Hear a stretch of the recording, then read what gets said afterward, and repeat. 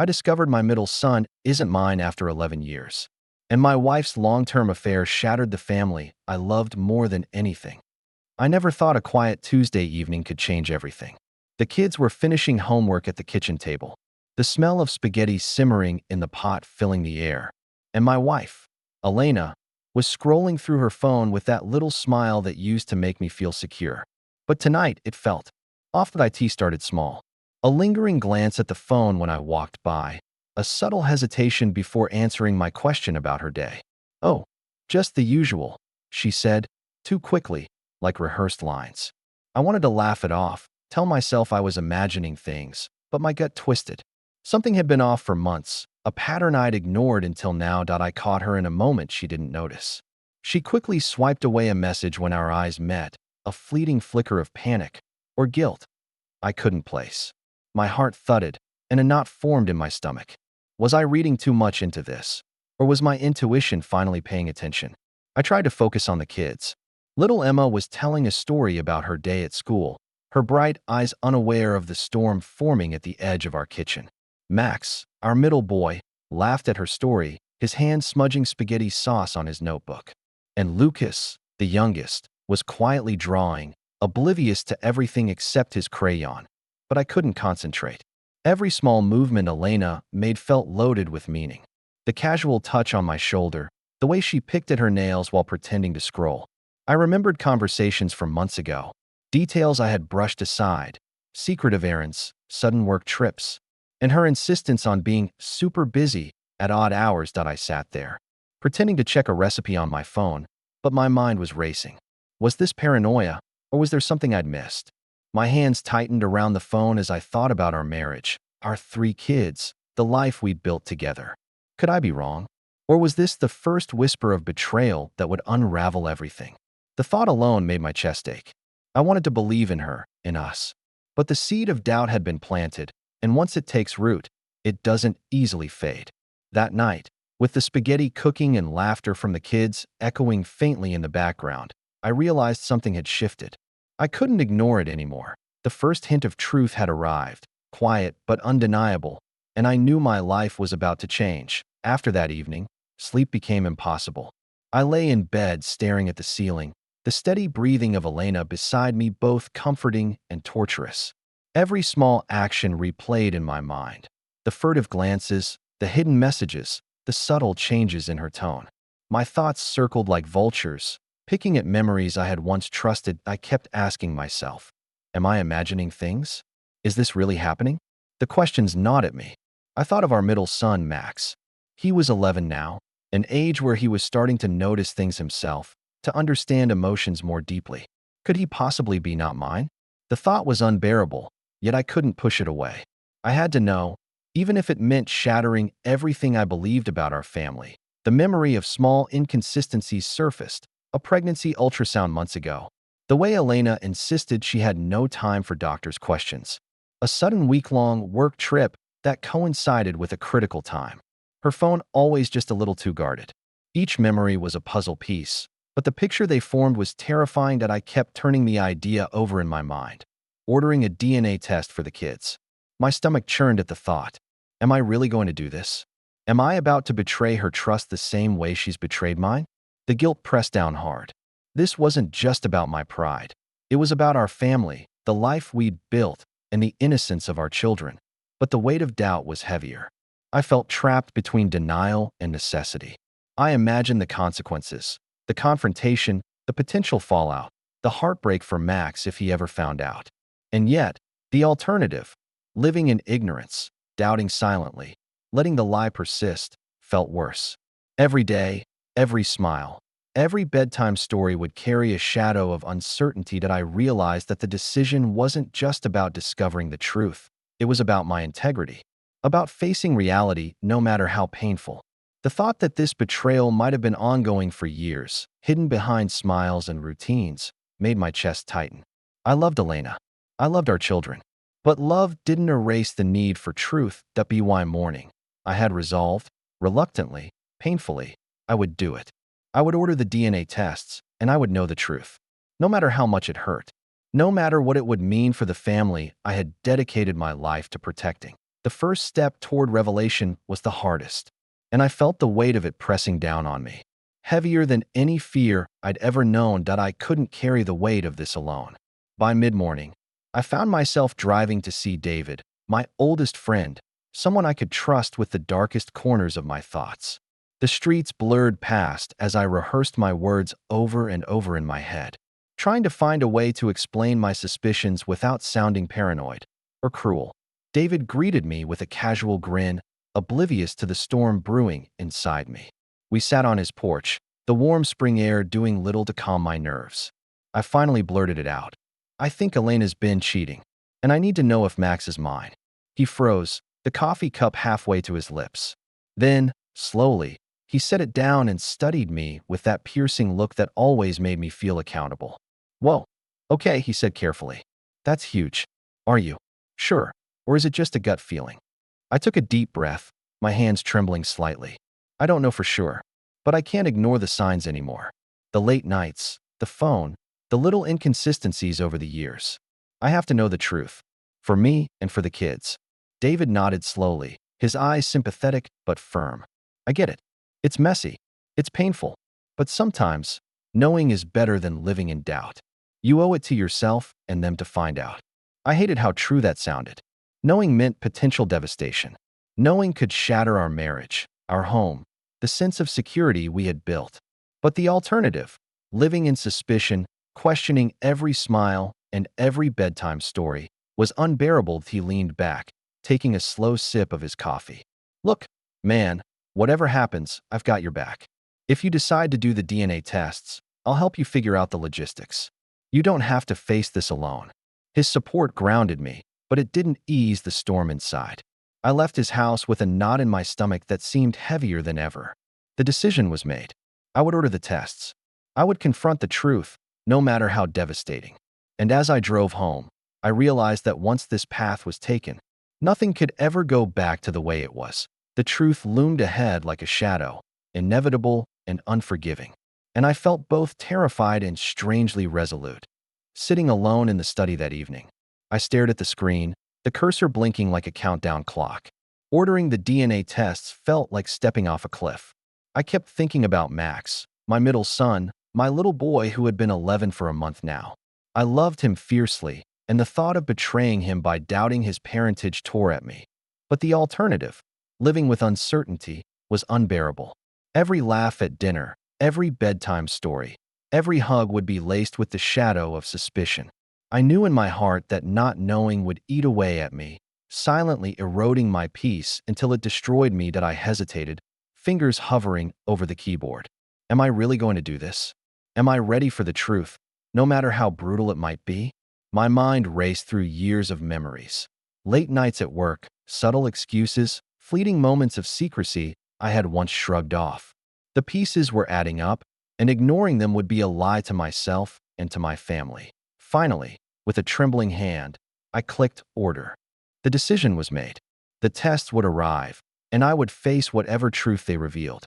My chest tightened at the thought, a mix of dread and grim determination that I spent the next few days in a restless fog, obsessively checking emails for shipping updates and mentally rehearsing every possible outcome.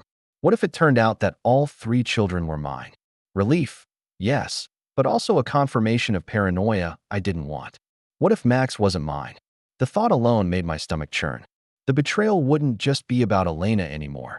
It would be about our entire life, our trust, and the future of our children. Sleep came in fragments, haunted by imagined conversations, confrontations, and heartbreak. I couldn't share my thoughts with Elena. She was oblivious, laughing with the kids, the picture of domestic normalcy. Every smile she offered felt like a knife twisting in my chest, and every hug from Max was now tinged with unbearable tension. I tried to remind myself why I had made this choice: clarity, truth, integrity. But the fear remained, fear of destroying my family, fear of what I might discover, and fear of the unbearable weight of years of deception. The tests would arrive soon. And once I held the results in my hands, there would be no turning back. The next chapter of our lives would begin, whether I was ready or not. The package arrived quietly one morning, unassuming, yet it carried the weight of everything I had feared. I stared at it for a long time on the kitchen counter, heart hammering. The children were still asleep, and Elena was in the shower. Blissfully unaware of the storm that was about to unfold in our home, that I set up a small, discreet space at the dining table, laying out the swabs, the instructions, and the prepaid envelopes. My hands shook as I read the directions, trying to steel myself against the enormity of what I was about to do. Each step was simple, clinical almost, but I knew the emotional complexity behind it would shatter my calm. That I watched Max sleeping in his room, the middle child whose very existence was now under suspicion. The thought was unbearable, yet I reminded myself why this had to happen. I needed to know the truth about Elena, about him, about everything I had built my life around. Gathering the children one by one was excruciating. Lucas, the youngest, was oblivious, happily humming as I explained that we were doing a fun science project with swabs. Little Emma, careful and observant, looked at me with curious eyes, and I forced a smile, telling her it was just a quick game to see our DNA. Max, though, sensed something in my tone. I could see the slight furrow of his brow, the hesitation in his movements.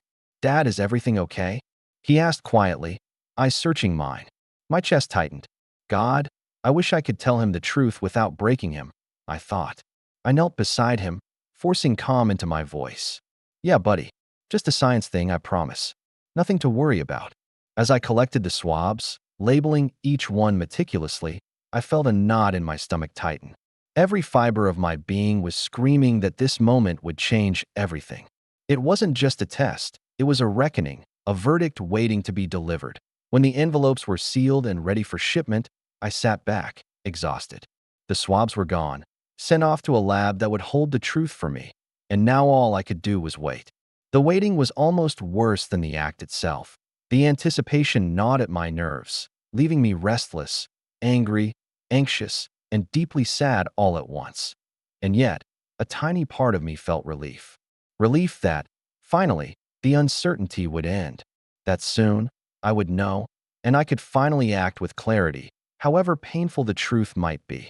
The first few days after sending the DNA tests were unbearable. I kept checking the tracking number obsessively, as if staring at the screen could make the results arrive faster, or somehow change the outcome. Every time I heard the kids laughing in the next room, my chest tightened, guilt and dread twisting together. I replayed every memory with Elena, searching for signs I had ignored. Late nights at work she never mentioned, whispered phone calls, small inconsistencies in stories that now felt like glaring warnings. I hated myself for letting doubt creep in, but I also hated the thought of being blind to betrayal. At night, I lay awake, staring at the ceiling, imagining every possible scenario. What if all 3 children were mine? Relief, yes, but also embarrassment for doubting her. What if Max wasn't mine? The thought alone made my stomach turn, imagining the confrontation, the heartbreak, the fracturing of our family. I tried to push it away, but the shadow of suspicion haunted every moment that I avoided Elena as much as possible without raising suspicion, pretending to be busy with work or errands. I watched Max closely, studying his mannerisms, his habits, wondering if any subtle clue might reveal the truth ahead of the tests. But nothing concrete appeared, just my imagination running wild with fear and anticipation. Emma and Lucas remained blissfully unaware, their laughter a constant reminder of innocence that I feared would soon be tainted by revelation. Every hug felt heavy, every bedtime story a quiet reminder of the stakes at hand. I questioned myself constantly. Am I protecting them by finding out, or am I just preparing for destruction? The anticipation stretched on, each day slower than the last. I felt exhausted, emotionally drained, walking a tightrope of guilt, hope, and anxiety. Friends and family noticed a subtle shift, but I deflected, hiding the storm inside. And all the while, the envelope containing the truth traveled through the mail, oblivious to the pain it carried with it. I tried to prepare myself, rehearsing the confrontation, the words I might say, the way I might break the news if necessary. Nothing could truly prepare me for the moment I would open that envelope and face the reality of betrayal. The waiting was torture. But deep down, I knew I had to see it through. The truth, however devastating, would soon arrive, and there would be no turning back. Days dragged on with a suffocating weight pressing on my chest. Every time Elena laughed at something on her phone, my stomach twisted. I started noticing little things that I had ignored before. A quick glance at a text, the way she stiffened when I approached, the faint tension in her voice when talking about work. Each tiny signal gnawed at me. Confirming my fears before the tests even arrived, I found myself replaying conversations in my head, analyzing every word.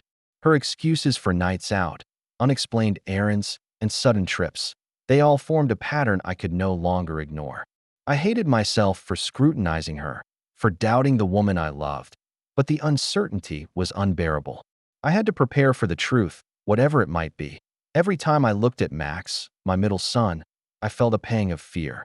11 years old, a bright and curious boy, completely innocent in all of this, yet somehow unknowingly entangled in the storm. I found myself imagining scenarios I didn't want to exist. What if the test confirmed my worst fears? How could I look at him the same way? How could I protect him from the emotional fallout while staying true to myself? Even mundane moments became triggers. Watching Elena prepare breakfast, folding laundry, laughing with the kids, it all felt loaded, every gesture and glance a potential clue, a subtle confirmation of my anxiety. I started keeping mental notes, tracking patterns, as if that could give me some control over the impending revelation. Sleep was elusive. I would wake in the middle of the night, heart racing, imagining the envelope finally arriving, the results sealed inside. Holding the truth, I had been desperate and terrified to know. My mind oscillated between hope and dread. Maybe I had misread everything. Maybe this was paranoia. But the nagging feeling in my gut told me otherwise. Each passing hour felt heavier than the last, and the house, once a sanctuary, had become a tense waiting room for a reality I wasn't sure I could handle. Yet I clung to the decision I had made. However painful, I had to know. I had to face the truth, no matter the cost. The envelope arrived on a gray, rainy Thursday afternoon. I remember it perfectly, the way it sat on the doormat, innocuous and unassuming, yet carrying a weight that made my hands shake as I picked it up.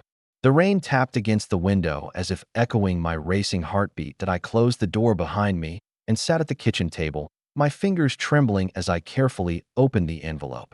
My eyes scanned the printout, each line a silent blow to my chest. And then I saw it. The result that would change everything. Max was not my son. 11 years of life, trust, and shared memories. And yet, a fundamental truth had been hidden from me all along. Shock paralyzed me. I stared at the numbers, unable to speak, unable to breathe. The room seemed to tilt, the air thick and suffocating. Images of the past, pregnancy milestones, bedtime stories, his first steps, flooded my mind, now tinged with an unbearable bitterness. The realization that Elena had betrayed me for years hit like a physical blow, leaving me reeling that I felt a swirl of emotions I couldn't untangle. Anger at her, grief for Max, guilt for ever doubting the love I had for my children, and fear of what the future might hold. The betrayal wasn't just about her. It was about the foundation of our family. The trust that had taken years to build, now shattered in an instant that I sank into the chair, my hands gripping the edge of the table, trying to steady my trembling body. I loved Max as fiercely as I did Lucas and Emma, and yet now I faced a truth that threatened to rewrite everything I knew about him. About Elena, about us. The quiet of the house pressed down on me, broken only by the distant laughter of the children in the living room. My life had changed in that one moment. The truth was out, undeniable, and there was no going back. That I realized then that whatever choice I would make next, whether to confront, forgive, or walk away, would define not only the rest of my life, but the lives of the children I had raised and loved. And the weight of that realization was almost too much to bear. That I couldn't stop thinking, couldn't stop replaying the moment I read the results. My hands still shook, even hours later, as I sat in the study, staring at the blank wall, trying to make sense of it all. Max wasn't mine. 11 years.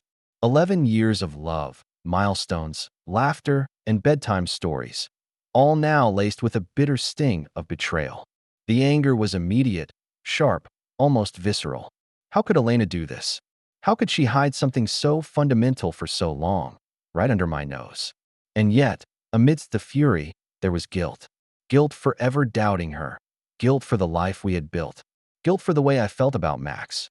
I loved him, And that love didn't disappear, but the foundation of trust had crumbled that I replayed memories obsessively.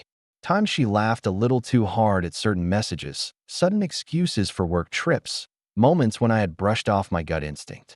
All those little inconsistencies now screamed at me. And yet, I couldn't see the full picture. Was there more I didn't know? Was there a life she had been living behind my back for even longer than I suspected?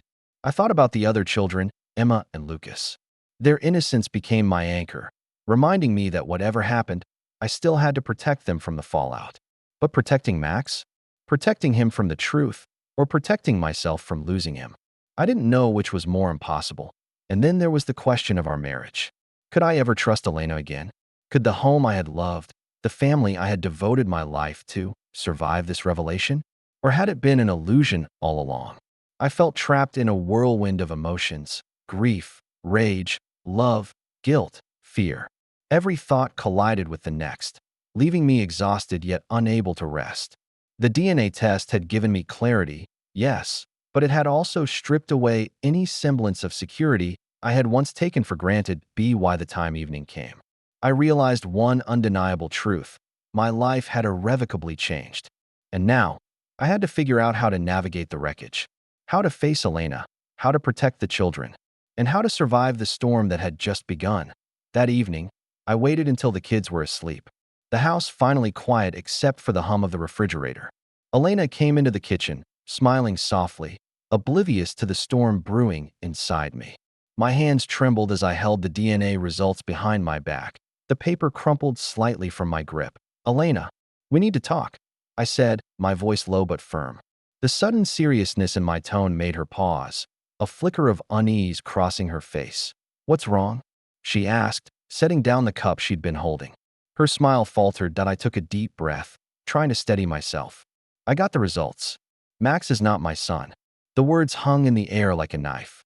I saw her face change instantly, a mix of fear, guilt, and, briefly, defensiveness.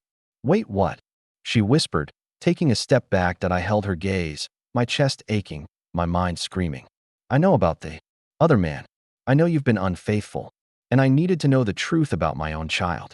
Her lips trembled, and for a moment, I saw her old vulnerability, the woman I had fallen in love with, now corrupted by years of deception. I didn't know how to tell you," she stammered, tears forming in her eyes. "I never wanted to hurt you, I wanted to shout, to cry, to throw something, but I forced myself to stay calm. You've been hiding this for years. 11 years. I raised Max as my own, believing in our family, and you." I paused, swallowing back a wave of emotion. "You destroyed that trust." Elena sank into a chair, shaking her head. "I know. I can't undo it. I wish I could. I was scared. I made terrible choices." I looked at her, the anger and pain colliding inside me. Choices that affected all of us. Choices that shattered the life we had. How am I supposed to trust you again? How am I supposed to look at Max and not see the lie? She reached for my hand, desperate, pleading. "I can't change the past, but I love him. I love all of you. Please, please don't let this destroy everything." I pulled my hand back, my heart breaking. Love, anger, betrayal, guilt, they all swirled together. I didn't know what the future held, but one thing was certain: nothing could ever be the same. The night stretched long, filled with unspoken words and heavy silence, as the truth lay bare between us. And I realized that confronting her was only the first step in a journey that would test every ounce of my strength and every shred of my heart. The next morning, I faced a reality I had dreaded even more than confronting Elena: the children. Max, 11, was bright-eyed and unsuspecting, oblivious to the storm that had rocked our family the night before. Emma and Lucas played quietly at the table, their innocence a fragile shield I wanted to protect at all costs. That I knew I couldn't just act normally, but I also couldn't shatter their world with the full truth. I tried to find words that could convey love and reassurance without exposing the betrayal too soon. "Hey guys," I said, my voice steady but heavy with unspoken tension. "Dad just wants to talk for a minute."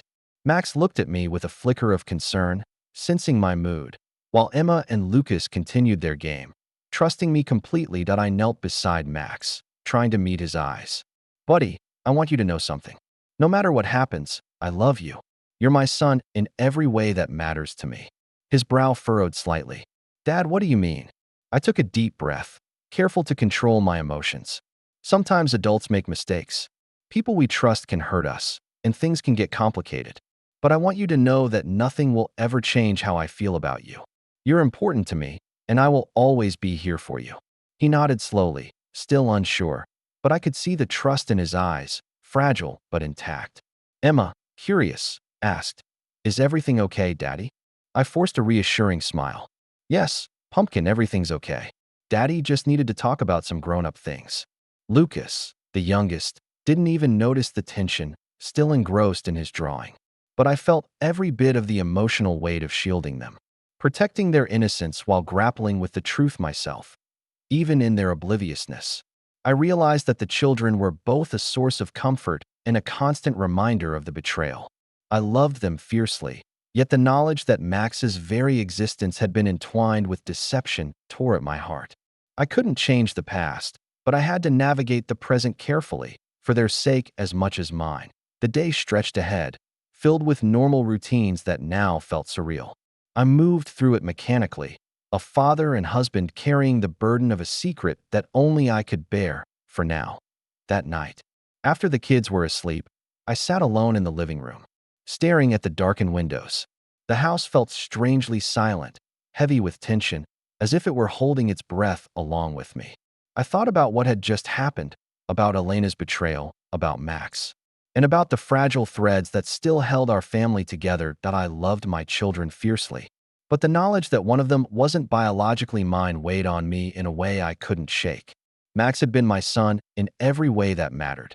And yet the truth introduced an invisible barrier between us. A shadow that threatened to taint every memory we'd shared. I kept picturing the conversations I'd have with Elena.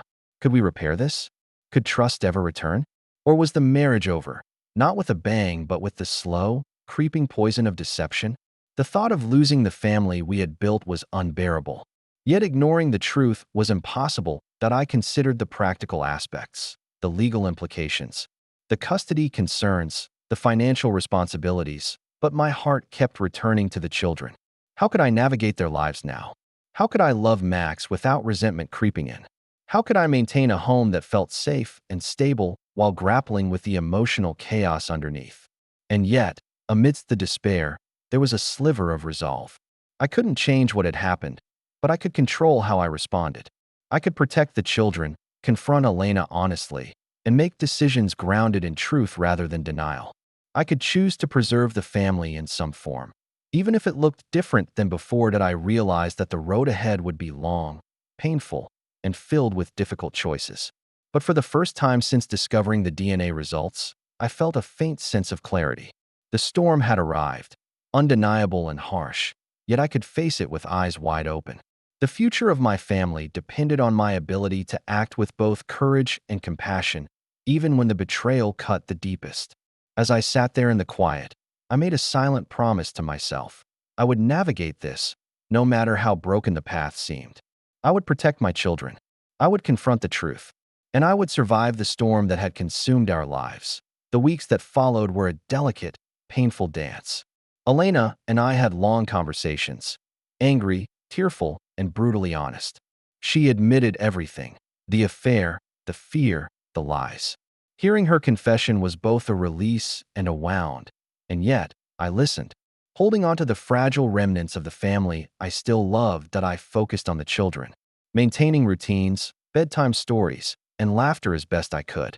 Max remained blissfully unaware of the specifics, though I noticed subtle changes in his behavior, small questions, fleeting doubts in his eyes. I answered with careful honesty without revealing the betrayal, protecting his innocence while acknowledging my own conflicted heart. Elena and I agreed to therapy, individually and as a couple. The path to trust was long and jagged, but it existed. Slowly, painfully, we learned to communicate without deception, to rebuild some semblance of connection. Forgiveness was not immediate, and perhaps it never would be complete, but it became a goal, however distant. That I realized that parenthood transcends biology. Max, despite the DNA results, was still my son in every meaningful sense. I loved him as fiercely as ever, and the bond we had built over 11 years could not be erased.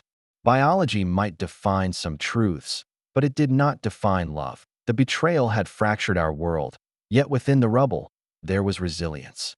The home we shared remained a place of safety and love, complicated but enduring. I knew scars would always exist, and trust might never fully return. But I had faced the truth and emerged with clarity, commitment, and a renewed purpose to protect my family. As I watched Max, Lucas, and Emma asleep that night, I felt a deep, painful gratitude. Life was irrevocably changed, but it was still ours. And I realized that survival wasn't just about enduring the storm. It was about learning to live with the aftermath, to nurture love amid betrayal, and to protect the family that, despite everything, I still cherished more than anything.